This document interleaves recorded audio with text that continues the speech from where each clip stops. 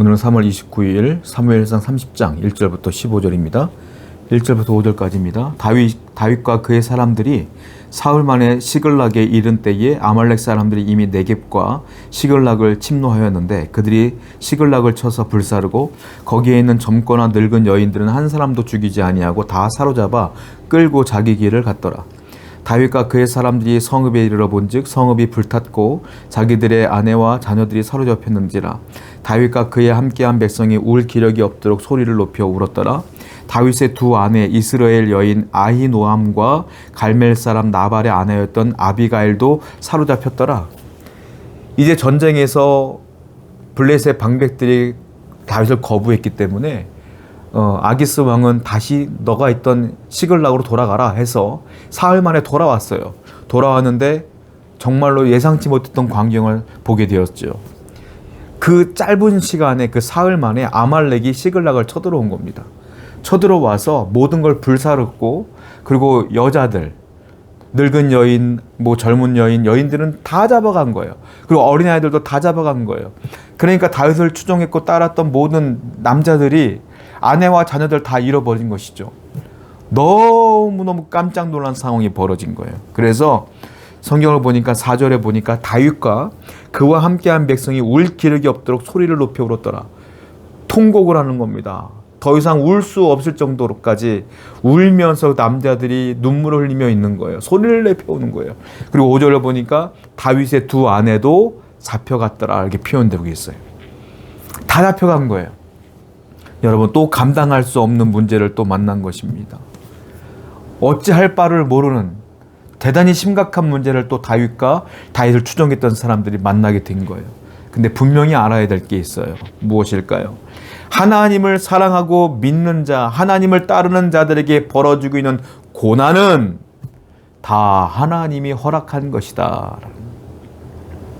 여러분들에게 있는 고난은 다 하나님이 허락하신 거예요. 다윗에게 있는 이 고난도 하나님이 허락하신 거예요. 하나님이 왜 허락했을까요? 이유는 몰라요, 사람은. 그러나 다 하나님이 허락하신 거예요. 하나님이 허락했다는 건 무슨 말이겠어요? 그 문제를 또한 하나님이 해결하신다 이 말이에요. 여러분들에게 있는 그 문제들, 어려움들 하나님이 허락하셨습니다. 그러면 반드시 하나님께서 원하시는 모든 것들을 얻게 되면 해결해 주십니다. 그러므로 하나님께 더 달라붙어야 돼. 더 하나님을 찾아야 돼요. 더 하나님께 부르짖어야 돼요. 반드시 하나님이 여러분들의 그 어려운 가운데 여러분들을 건져 주실 것입니다. 6절입니다. 백성들이 자녀들 때문에 마음이 슬퍼서 다윗을 돌로 치자 하니 다윗이 크게 다급하였으나 그의 하나님 여호와를 힘입고 용기를 얻었더라. 사람들이 울 기력이 없을 정도로 운 뒤에 많은 사람들이 이성을 잃기 시작합니다. 왜? 자녀를 잃어버렸으니까요. 아내를 잃어버렸으니까요. 여러분들 제정신이겠습니까? 그 사람들이. 여러분들 생각해 보세요. 여러분들이 사랑하는 자녀, 사랑하는 아들, 딸, 사랑하는 아내를 잃어버렸다고 생각해 보십시오. 가만히 있겠습니까? 이성을 잃었어요. 몇몇 사람들이 크게 외쳐요. 이 모든 것이 다윗 때문이야. 다윗 죽이자. 그 돌을 집었어요. 다윗을 쳐 죽이려고 했어요. 그 사람들이. 다윗에게 은혜를 입은 이 사람들이 다윗을 죽이려고 했어요. 다윗은 억울했을 거예요. 왜? 다윗의 아내도 다 잡혀갔거든요. 다윗은 다급했습니다. 당황했어요. 그때 그 순간 다윗은 하나님께 기도하죠. 그때 어떤 일이 벌어져요? 6절을 보니까 그의 하나님 여호와를 힘입고 용기를 얻었더라. 그의 하나님 여호와를 통하여 용기를 얻었다. 확신을 얻었다. 다윗이 정신을 차렸다 이 말이에요.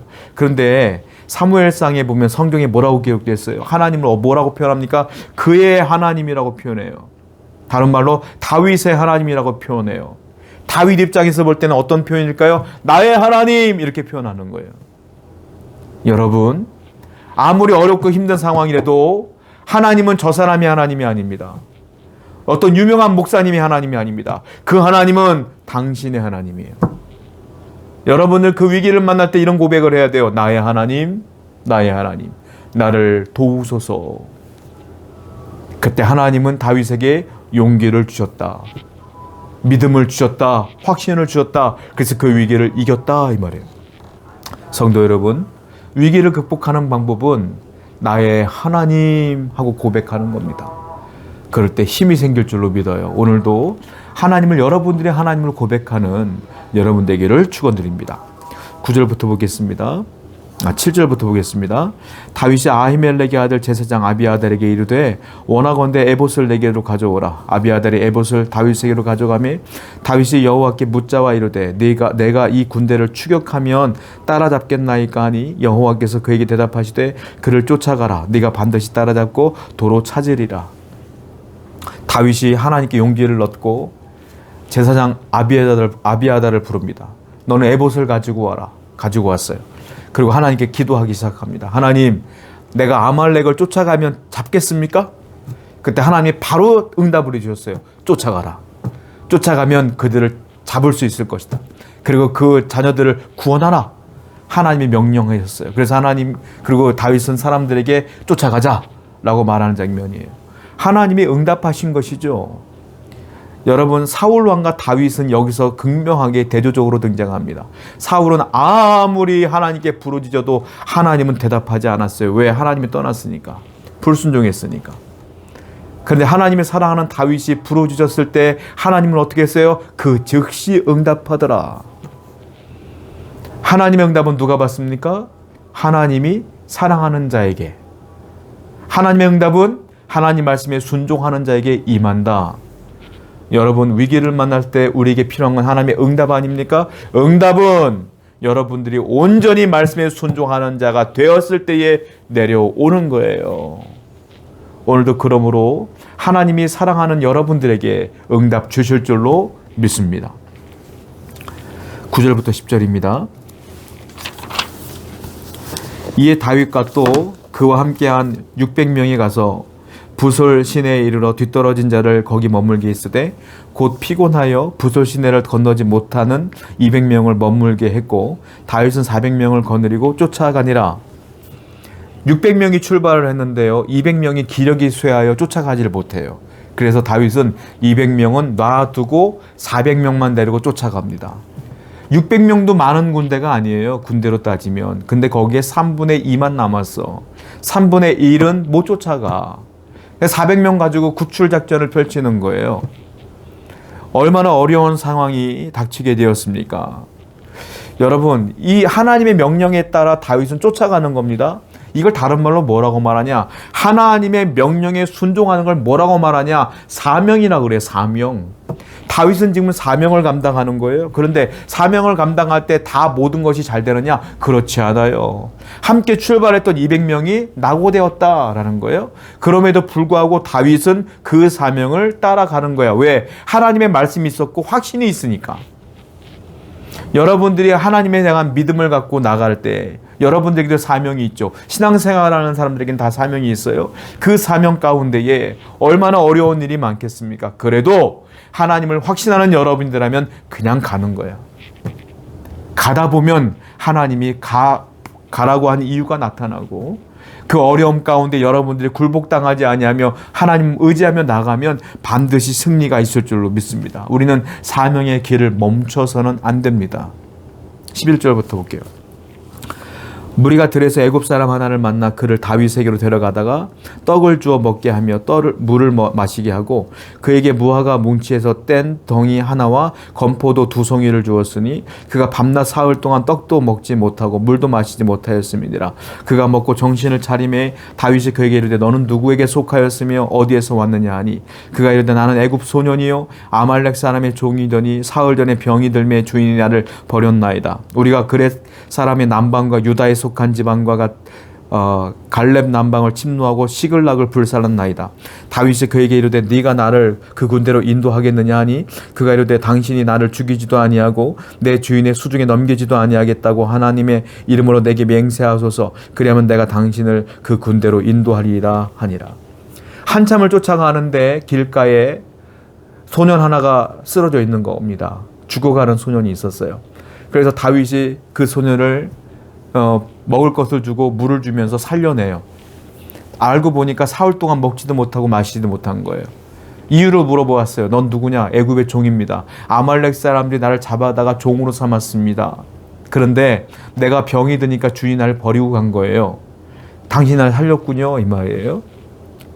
그러면서 말해요. 사실은 우리 아말렉 군대가 시글락을 불살랐고 다 여인들을 붙잡고 가고 있습니다. 라고 얘기하는 거예요. 네가 나를 아말렉 사람들이 어디 있는지 데려갈 수 있느냐? 그들의 주둔지가 어딘지 아느냐? 그때 애굽 소년이 말하죠. 당신이 날 죽이지도 않았고 그 주인에게 아말렉 사람에게 넘기지도 않을 거라면 내가 안내할게요. 라고 해서 다윗은 이 소년 때문에 길을 헤매지 아니하고 아말렉 사람들이 있는 곳까지 직진으로 달려나갈 수 있게 되는 거예요.